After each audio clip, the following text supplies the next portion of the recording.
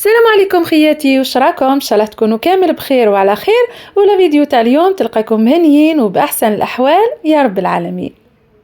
اليوم حبيباتي جبت لكم وصفه كيش بزاف هايل، خدمته بعجينه خفيفه هشه روعه روعه. نتمنى حبيباتي تقعدوا معايا لاخر الفيديو هكذا باش تشوفوا الطريقه بالتفصيل. وهنايا على بركه الله راح نبداو بالعجينه تاعنا. كما راكم تلاحظوا البنات، هنا راني نوزن في الفارينه ولا نكيل في الفارينه تاعي. درت 4 كيلات من الفارينه كما راكم تشوفوا البنات، يعني كيلت بهذا الكاس، كاس تاع اتاي كما راكم تشوفوا. درت 4 كيلات، ضفت عليهم ملعقه صغيره ولا تقدروا تقولوا نص ملعقه، يعني نص مغرف صغيره تاع الخميره الحلوه. يعني هذيك المغرف كما شفتوا ما عمرتهاش مليح، درت حوالي نص مغرف هكذاك، مع كيلة من الزيت العادية بيان سور. ونخلط المكونات تاعي، يعني هنا نبسس الفارينات تاعي كما راكم تشوفوا بهذه الطريقة. نحكها يعني بين يديا مليح. هنا نضيفوا البيض، حبة بيض مع شوية ملح، حوالي نص مغرف صغيرة ملح، وندخل هذيك البيض في الفارينة مليح كما راكم تشوفوا البنات. ونبدا هنا نلمها بالحليب. عندي هنا نص كيلة حليب، يعني هذاك الكاس تاع اتاي درت النص. هنا بيان سور الحليب تاعي نضيفه بالعقل ونشوف العجينه تاعي. وهنا كما راكم تلاحظوا ما نعجنهاش، فقط نلمها باصابع اليد. هاي لك العجينه كيفاش تجي طريه. وهنايا نروح مباشرة يعني نديرها في المول تاعي. هنا صراحة ما خليتهاش تريح، نتوما من الأحسن خليوها تريح هكذاك ربع ساعة 20 دقيقة. هنا سويتها هكذا في المول، يعني بلا ما نحلها بالحلال.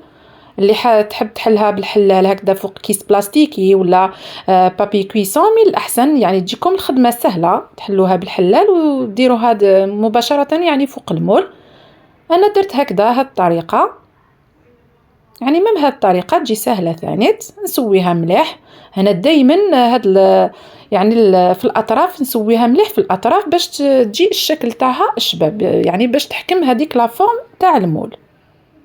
هنا نجوزو لاباغي تاعنا. هنا يا البنات عندي حوالي نص صدر تاع الدجاج. هنا الدجاج تاعي يعني طيب، بعد ما درته هكذا في المرقة حتى طابلي نحيته وفتته كما راكم تشوفوا. ضفت عليه 4 حبات بيض مع لي زيبيس. بالنسبة لي زيبيس درت بيان سور الملح، درت فلفل كحل كمون وقزبر.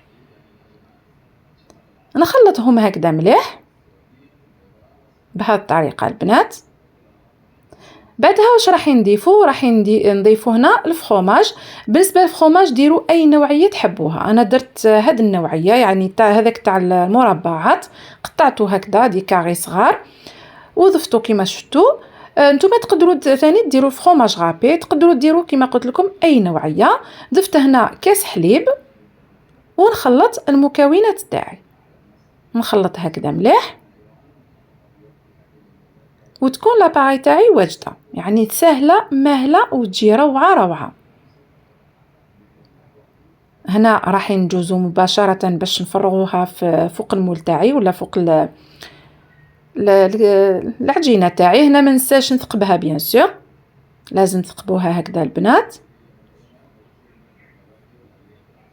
ونفرغ لاباغي تاعي من الفوق بهذه الطريقه ونسويها مليح وندخلوها للفرن. يعني كي تشوفوا الحواف تاعها طابو تاع العجينه تاعنا، نعاودوا نشعلوا الفرن تاعنا من الفوق، يعني حتى نشوف الخليط تاعي بدا يعني ينشف هذاك البيض وهذاك الحليب يتحمر يعني من الفوق ويكون جاهز كما راكم تشوفوا البنات. يجي هايل هايل، سورتو العجينه تجي كروستيانت، تجي روعه روعه. هنا البنه ما نحكي لكمش، هايل يا البنات، تقدروا تقدموا هكذا كمقبله في رمضان، يجي روعه. نتمنى تجربوه وتقولوا لي رايكم في التعليقات، دائما تعليقاتكم يعني يحفزوني باش نستمر معكم. وما تبخلونيش بجام اللي يطلع بيان سور لا فيديو. واللي زارت القناة لأول مرة نقول لك حبيبتي ما تنسيش تضغطي على زر الاشتراك وتفعلي الجرس هكذا باش يوصلوك كامل الوصفات إن شاء الله. إلى هنا نأتي إلى نهاية الفيديو تاع اليوم، نتمنى نكون خفيفة ظريفة على قلوبكم، وبسلام.